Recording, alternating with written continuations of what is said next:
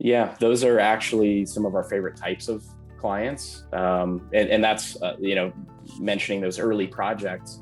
All of our early projects were physician sponsored and partnered with physicians. So we would bring equity to the table to the extent they needed it, but almost every time the physicians were provided ownership, even if they didn't contribute equity, just because of recognition of that value that without their 10 or 15-year lease to kick off the project, there is no project. And likewise, even on acquisition work, if there are entrepreneurial physician groups that would like to participate, or they have a desire to be a participant and invest, I love that alignment.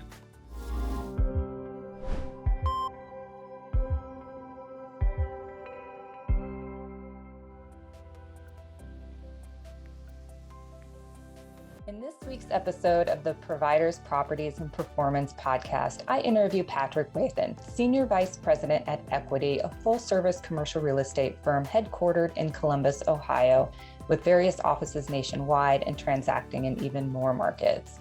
We learn about how Equity got started, its path into the healthcare real estate asset class, and some of the philosophy behind Patrick's leadership style. So I hope you enjoy the interview. Next week, we start a few episodes where we showcase the best listened to episodes of 2020, and I hope you enjoy them. Thank you. So Patrick, welcome to the Providers, Properties, and Performance podcast. Thank you for your time with this interview. Yeah, excited to be here. Thanks for asking me to join you. So let's start with a little background on Equity. What is the background story behind Equity, and how did it start to focus on the healthcare asset class? Yeah, so I'm actually the second generation involved in Equity. So my father founded the company in 1987 and started actually accumulating assets when he was at Ohio State University. So we're based in Columbus, Ohio still. And he and a fraternity brother borrowed some money from their parents and rehabbed a residential property and started that. His vision was always commercial, so ended up rolling those assets and 1031ing into commercial assets in the late 80s and starting to build that portfolio, and kind of always had a vision to be a full service commercial real estate company. So for us, that means everything from consulting and brokerage through development, construction, property management, asset management, and investing, is kind of all vertically integrated. And we started getting into healthcare actually very, very intentionally. This is one of the things where I've had an opportunity to learn a lot from my father. I think he's been very visionary, but he was reading at the time he founded the company about the generational, scale and the I guess what that would represent as his generation, the baby boomers, were aging. So he looked at, and coming out of the savings and loan crisis in a challenging time for commercial real estate, he was looking for something that would be recessionary resistant and that would kind of take the company through his whole career. And he decided that healthcare was that thing. So he actually took out an ad in the Columbus Business newspaper, saying that we're partnering with physicians and doing healthcare developments, and we hadn't done a single healthcare development at that time. So that was the early 90s, which, kind of fast forward to our first handful of projects were typically single practice, build to suit projects for local physicians and starting in Columbus and then throughout Ohio, and kind of just grew from there. So that's kind of initial nutshell of origin story into healthcare interest, was just trying to find something that would go the distance. And that's proved to be obviously exceptionally good, given what's happened to healthcare over the last 20 years and certainly the last 15 or 10. Well, and you guys are in a couple of different asset classes. So what about healthcare? Obviously, the long-term tenant returns and all of that, but what have you learned that is particularly different investing in healthcare properties than maybe some other asset classes? Yeah, so we are still active in other segments. So our other kind of largest chunk of assets, probably 30-ish% of the portfolio that we manage, the business we do, is in the retail space, which is primarily service and service, food, not generally big box, junior box, hard goods stuff. So we still very much like that space. We've also been kind of at the merging point of healthcare and retail, right? As the two seem much more synonymous now, certainly, than they have at any previous time. But healthcare, obviously, the long-term leases are attractive. I mean, some of the stuff I learned very early on in healthcare leasing versus retail, right? It's like 3 and 5 year leases versus 5, 7, 10-year, 15-year leases, depending on what you're doing. And so that long-term security, and then just the infrastructure that's invested. So kind of the story as my father would tell it is that as when we got into healthcare, it was kind of a bastard asset class because of the specialization, because of the challenge in repurposing it. But that's also the positive, that once a healthcare practice makes that investment, right, you put $200 or $300 a square foot into a surgery center, moving that is tough, right? It's expensive to move. So that longevity, even if the lease term is only 5 or 10 years for some of the tenants, the average practice still only moves once every 21, 22 years. So obviously we love that. More recently, we've really benefited from the amount of capital trying to seek healthcare assets. So we have been a net seller over the last probably 5 or 6 years, just because if I had a crystal ball and said that the cap rates are going to compress next year, I'd probably disagree with it, but that's probably what will happen. So no, we love the asset class, and frankly, I love the kind of the nuance and the challenges of the healthcare ecosystem. Starting out in brokerage, at first it looks like it's kind of more expensive build out of general office, but when you're going to do it at a high level, you have to understand the interaction of the tenants with each other, the kind of referral stream, the local political landscape with the health systems, and kind of the ecosystems that they build. And I love that piece too. Sometimes I don't love the regulatory risk of trying to understand what the future holds, but it's a very interesting asset class to be involved in, and continues to, I guess, hold our interest after 25 or so years of focusing on it. And if you start working with like a group of private practice physicians that, they're quite entrepreneurial, how do you guys address, if they want to stay invested in their property, but they want to partner to take the quote unquote real estate part off of their hands, but, they add the value as a tenant, and they want to still invest in themselves? Yeah, those are actually some of our favorite types of clients. And that's, mentioning those early projects. All of our early projects were physician sponsored and partnered with a physician. So we would bring equity to the table to the extent they needed it, but almost every time the physicians were provided ownership, even if they didn't contribute equity, just because of recognition of that value, that without their 10 or 15-year lease to kick off the project, there is no project. And likewise, even on acquisition work, if there are entrepreneurial physician groups that would like to participate, or they have a desire to be a participant and invest, I love that alignment. I mean, you think of it, it's already a fairly sticky situation, right, with their infrastructure, like we talked about, but you get to the point where they're also an investor and they're a true partner. We really like that alignment. And I don't know, there's all different ways to do that, from the very basic, where when we're doing a project with a physician group, there's a piece of the carried interest that they get for being the sponsor, for signing that long-term lease to kick it off, down to like on our fund company side, where we have a lot of physician investors. They're pure LPs, and maybe none of their real estate is in the fund, but they still understand the asset class, they still like it and want to be invested in it.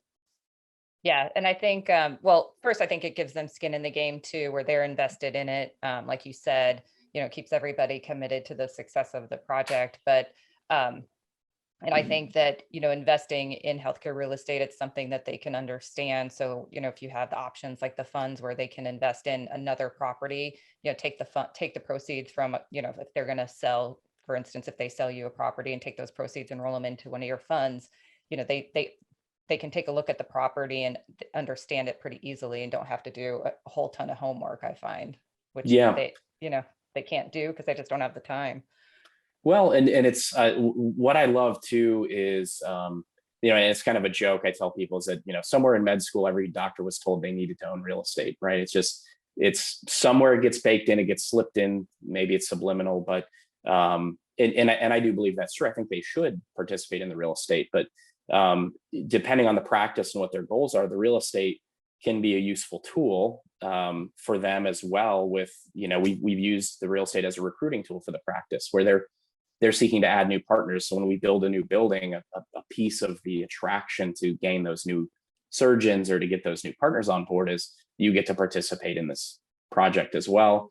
We've also helped use it as a mechanism to cash out retiring partners, right? So you look at, a couple of docs that are ready to just go spend time on their boat or at their beach house or whatever. And, so we can monetize the real estate, but then with the way, as we've talked about, the way we participate with the docs, those that want to stay in can still stay in. It's more like recapitalization to buy out the former partners, let some new partners buy in.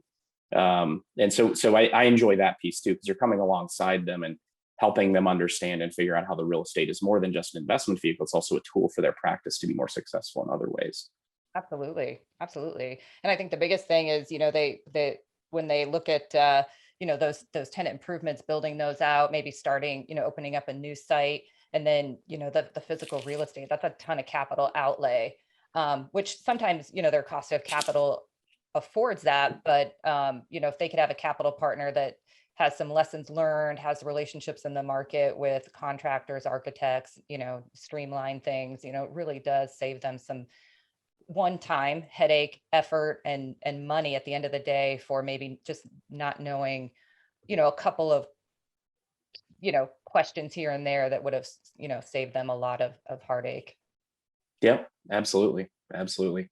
And we found, I actually had a doctor, I won't repeat what he said because it got a little vulgar, but he had done a development project. And I asked him, we actually acquired it from him. This was a I don't know, 30-ish thousand square foot project in Atlanta, some really cool buildings. And I said, so, now that we're buying you out of this thing, and he didn't want to stay in, I said, are you going to go develop another project? And he said some choice words around what his wife would do to him if he tried to develop another project. Right. And that was his first experience, but he went it alone. He was the developer while he was practicing full time. He's the leader of his practice as well. And it's a lot to take on when you look at it. It looks simple. It's like, I'll build a building and I'll lease it to some other tenants and I'll be a developer. But there's a ton to that. And any one of those mistakes, as you well know, you can make a mistake that costs you $5,000 or a mistake that costs you 50 or 500, depending on the scale of what you're doing. And that you don't know what you don't know when you get into it. So. All right.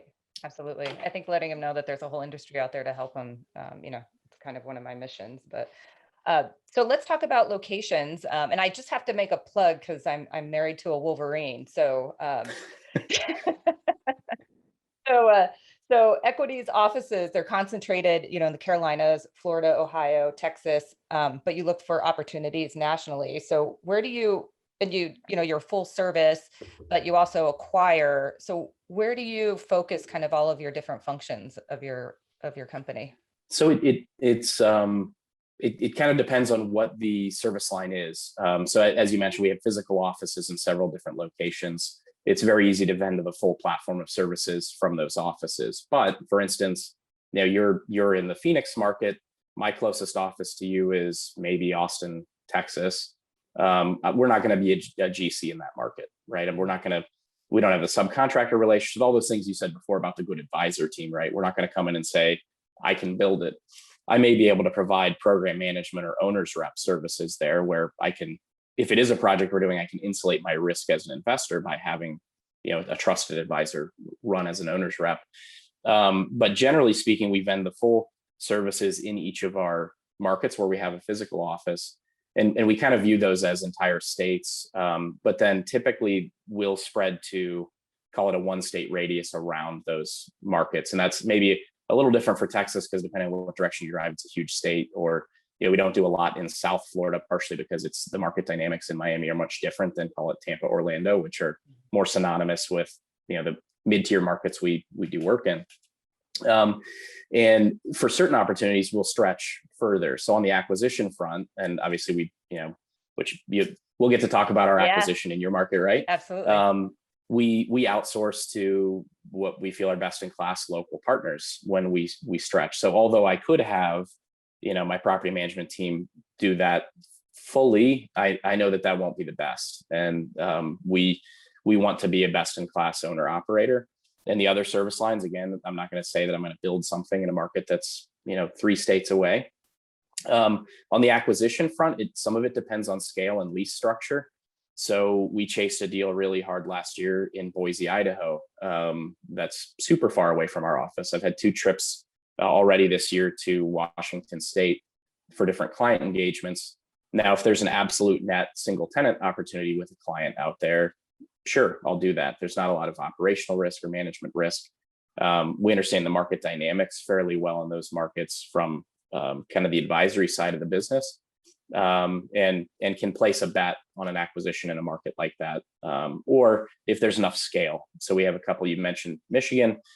We've got a couple of assets in Grand Rapids, which is a great market, but it was of enough scale. It was about a 35-ish $million acquisition of I guess 3-building portfolio, that it was worth it to us to stretch up there, even though it's not a super easy market to get to from Columbus, Ohio. You either fly to Chicago and then connect, or you drive from Ohio, and it takes the same amount of time either way. So we don't necessarily. I would usually tell people we try to focus east of the Rockies just for time zone convenience.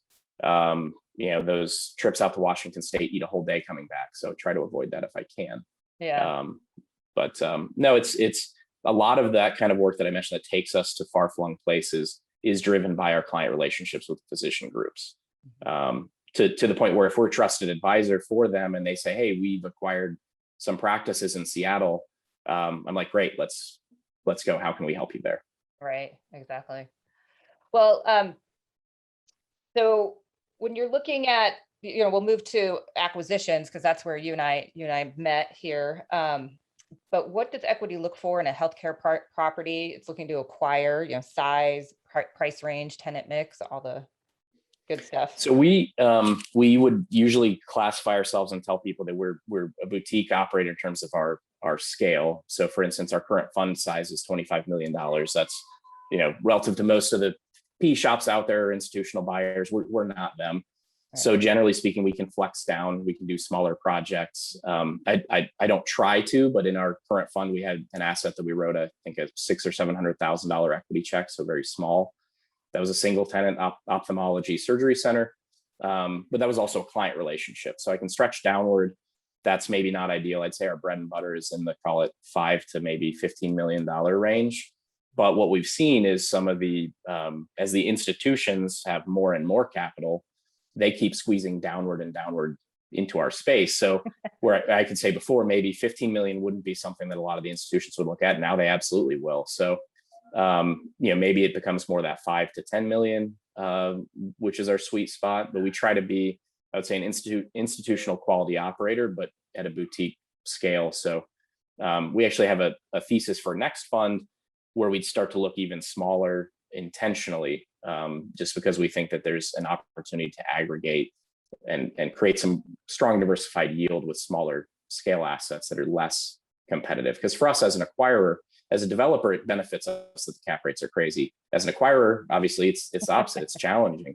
Right. So when we're trying to hit a high single digit yield in terms of a cash on cash basis for our investors, I can't go pay 5.5 and 6 caps for stuff and make that work, which kind of necessitates that smaller scale. Although, as I mentioned with the Grand Rapids example, although I tell people where our sweet spot is, it seems like about once a year we choke down something that's a lot larger, that's in, call it that $20 to $50 million range. Mm-hmm.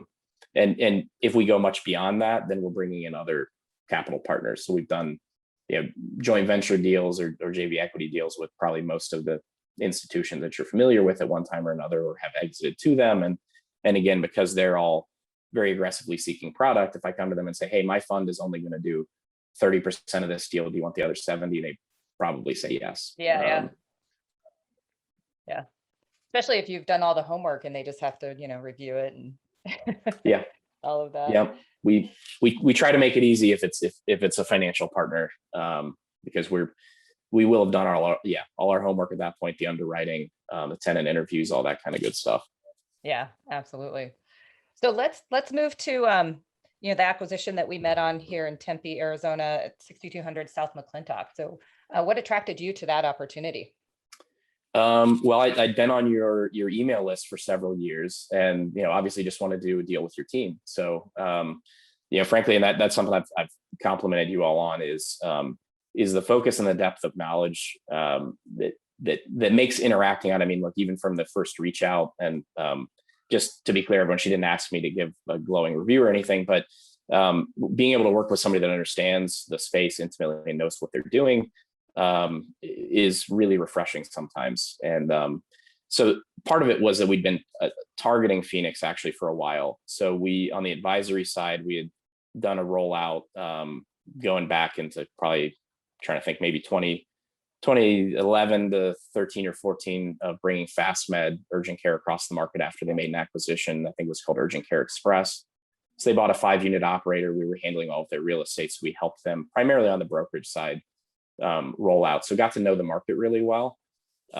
There's a lot that we really like about markets like Phoenix. Some of it is, I mean, and this is more as I've matured, some of it's just the temperament of the people, that there's good people to deal with in that market. But a lot of it is the population growth. I mean, we're usually looking for places that have economic tailwinds. And we actually had chased a couple of deals in Phoenix over the last 3 years that fell through. We also really like dental. And that project, if you look at, I mean, it's not a brand new Class A building by any stretch of the imagination, but it's a very stable, well-maintained, good occupancy history, dental focused, dental anchored project. And so when you have dental, the affiliated kind of dental specialties between, oral surgery, things like that, and a building that in that particular case, which was a first for us with a building that small, of having centralized vacuum and stuff like that, just very specialized build out that makes it easy and attractive for those tenants.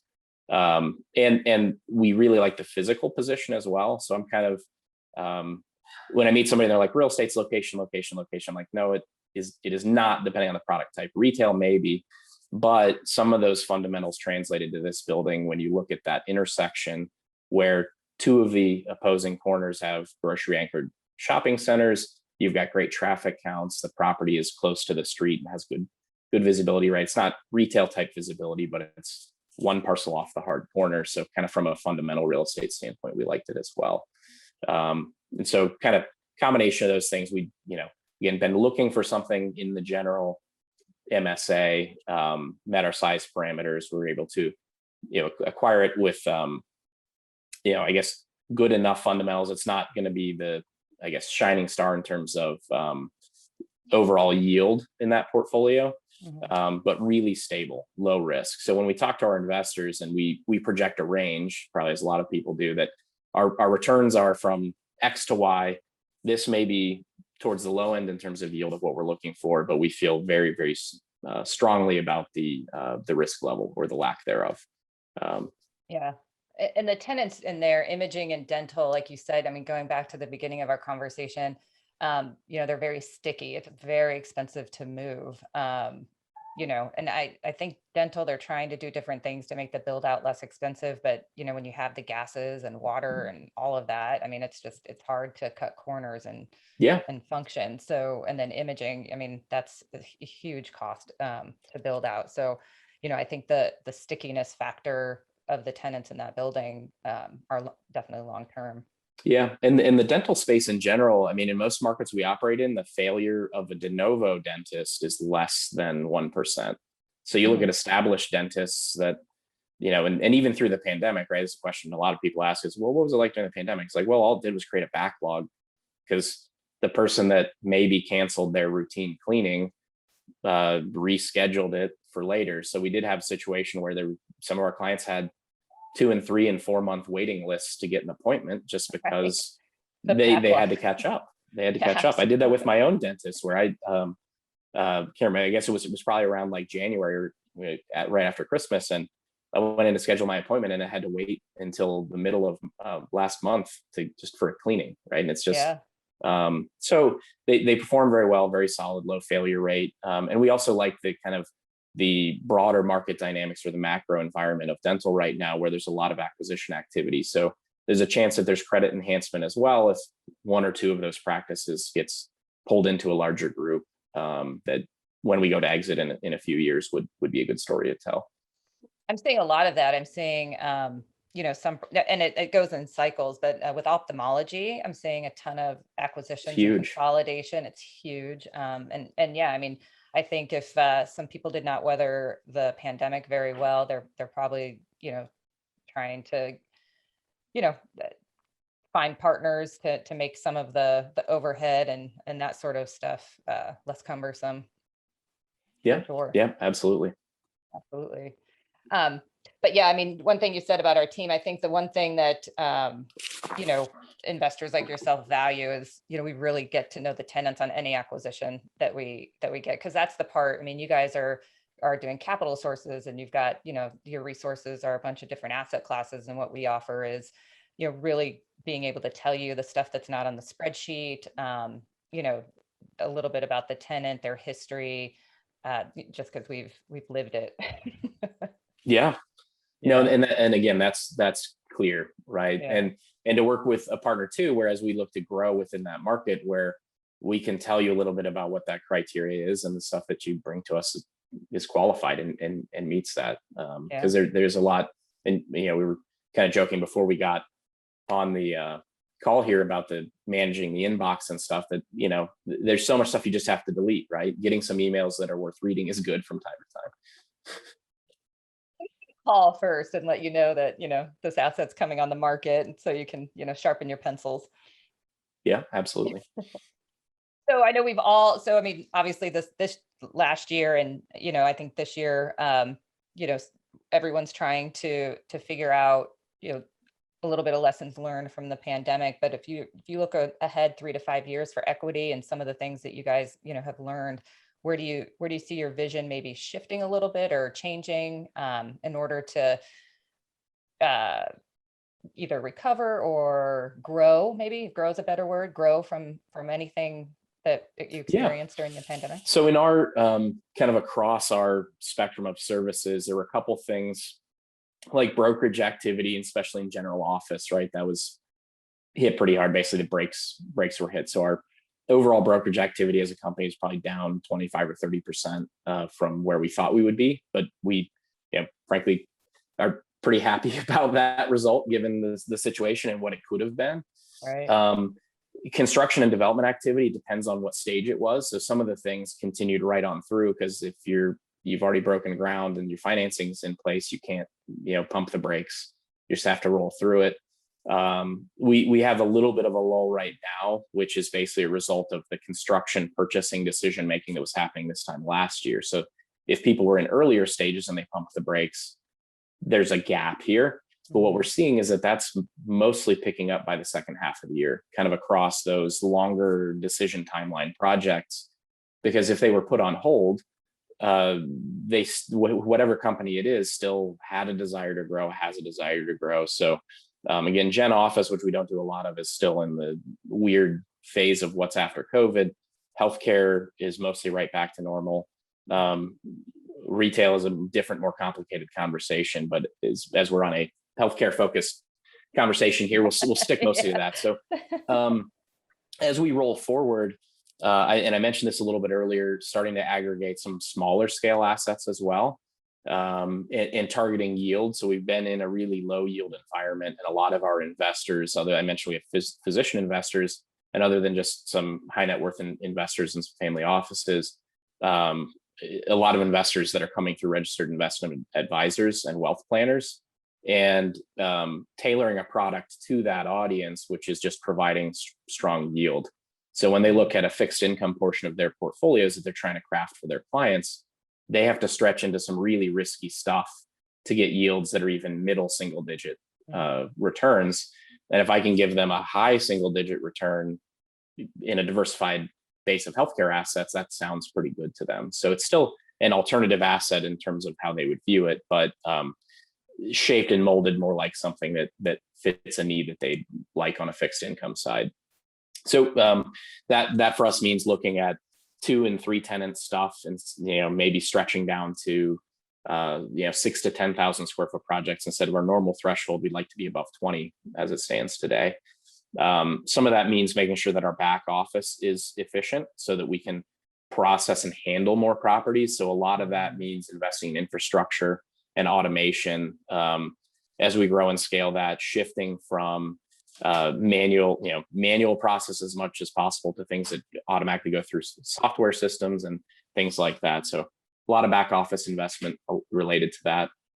And then as we look kind of in the healthcare landscape, really for the next, I don't want to say forever, but next 20 to 30 years, we're definitely going to be in an environment where healthcare demand continues to increase as the graying wave, the baby boomer population is going to spend their maximal amount on healthcare that they have in their entire lifetime over the next 20 to 30 years. So beyond that, hopefully if we're a successful second generation family company, that might be my kids' problem to figure out what happens after that. But as it stands right now, we're really excited about the future of healthcare. And then I'd also say is, kind of mentioning that we've been looking, in the Phoenix MSA as an example of building some density in markets where we've gotten a toehold. So for instance, I've got a couple of assets in the Atlanta MSA. I really like the growth trajectory of, call it suburban Atlanta bedroom communities where there's really high year-over-year pop growth, but building some density so that we can have a little bit more efficiencies from an asset management standpoint. The ideal scenario for me is someone on my asset management team physically touching each of the assets a couple times a year. That's really hard to do right now without some additional density. Right. Yeah.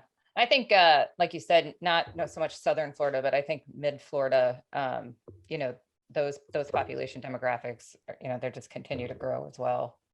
It's really fantastic. That's another thing. And I try not to, praise my dad too much. He probably won't listen to or watch this anyway, but he was very deliberate with us being an Ohio-based company, and he's from Cincinnati. So our first office expansion was Cincinnati and then Dayton. But then he started looking strategically of, where can I go to get better than 1% year-over-year population growth? And so that meant kind of leapfrogging the Midwest to Tampa as our Southeast regional headquarters. And then after that, heading over to Austin, Texas, and establishing those footholds in those really high growth markets. Yeah, I don't think you can make a bad decision in them. I mean, it's hard to. Yeah, but it's hard to. So we're going to move to the part of the interview where we get to know you a little bit. What was your first job? My first job was a paper route there, so I could walk my paper route, which the hindsight, especially as a parent now, is like, wow, like that's some love. for years. Yeah, for several years. That's some love. For years. Yeah, for several years. And what's amazing, looking at that is like a seventh or eighth grader making $400 a month on a paper route. It was like a king.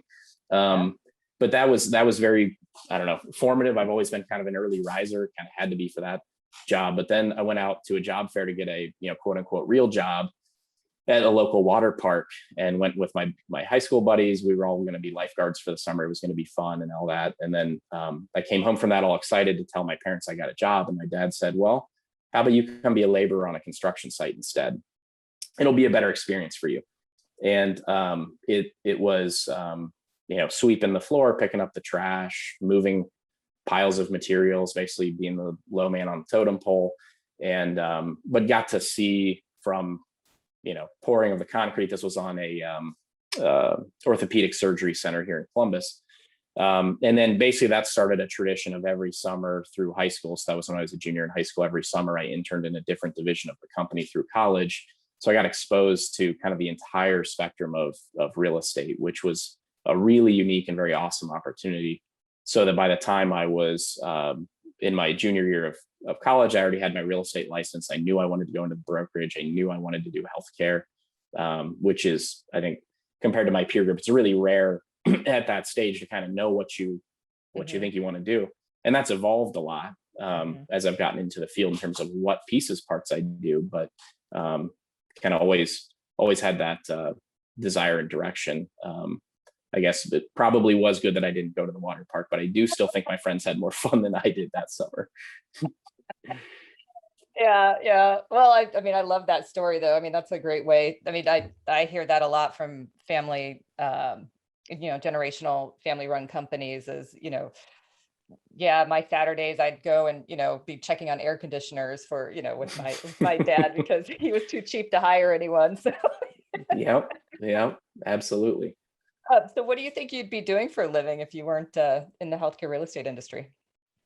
Oh, that's an interesting question. And I don't know if I've ever actually contemplated that. I mean, I was still very attracted. So I started college pursuing an economics degree and transitioned to finance primarily because I didn't want to go be a PhD economist and just sit around and think. I wanted to do stuff. So I still love econ. I love finance.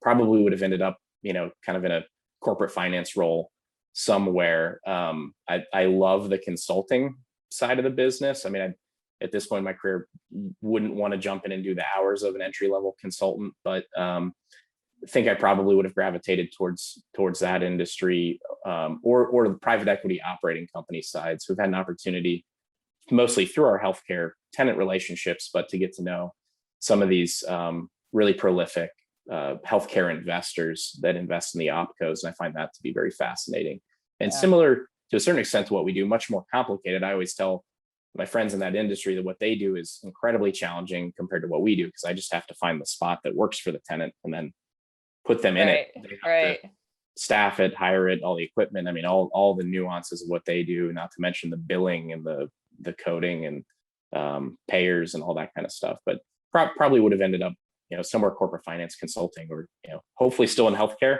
But if I didn't have that entree into real estate, which I'm very passionate, I love talking to kids. I mean, whether it's just interns that we have in our organization or going to speak to finance classes to open people's eyes to what real estate is, whether they go into healthcare side of it or not, because I think in a lot of business schools, it's just not touched on or highlighted. I'm very, very biased because I love real estate, but there's a lot of opportunity for great career paths in real estate, even if it looks different than what you do or what I do.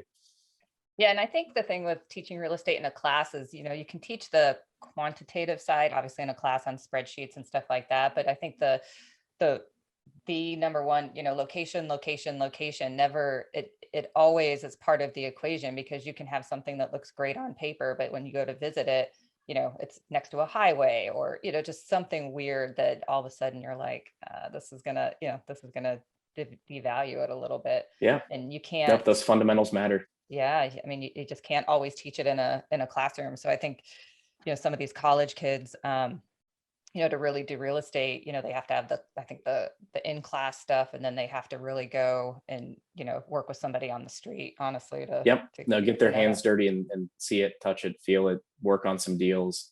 And you still see projects where that it worked on the pro forma, but it just didn't really work in real life. It's like, well, you built that elbow space and that's always going to be vacant. Nobody wants to be there. Exactly.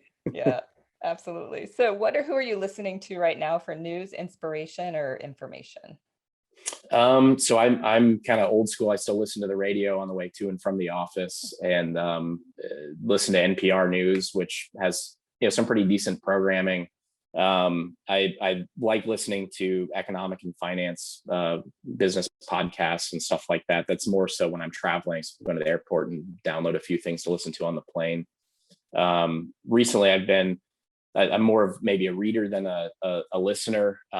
Usually try to have one book I'm reading for pleasure and one book that I'm reading for, whether it's self-improvement or business improvement. I love leadership and management stuff and the psychology of teams and high performance teams. So always reading stuff like that.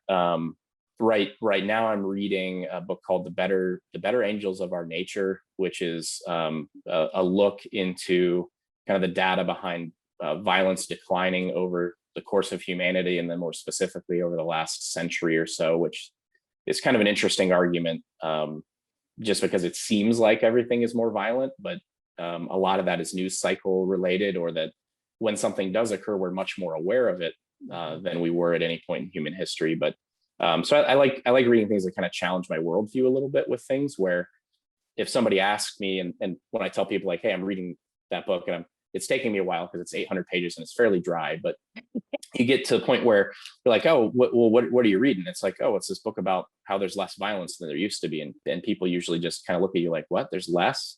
And so I like that kind of stuff. Another book I'm reading right now is called Doing Business by the Good Book, which is kind of a Christian faith perspective on different business scenarios. And that's kind of an easy read because it's got kind of individual, almost like case studies. And it was written by a guy that founded from scratch and grew a really large telecom and tech business. So I love reading that stuff too, where it's written by people that I respect or that have achieved something. Right. And then other than that, the kind of personal side, the pleasure reading stuff, a lot of it's historical accounts of things like Lewis and Clark expedition, or recently I read a book called The Pioneers about the settling of the Western Territory, which was just wild to think about, that not that many hundreds of years ago, we had, people coming into the wilderness and chopping down trees to carve out a homestead. Just pretty wild to think about. I know, crazy. Those are great reads. So what is one thing you do every day for healthy self-care?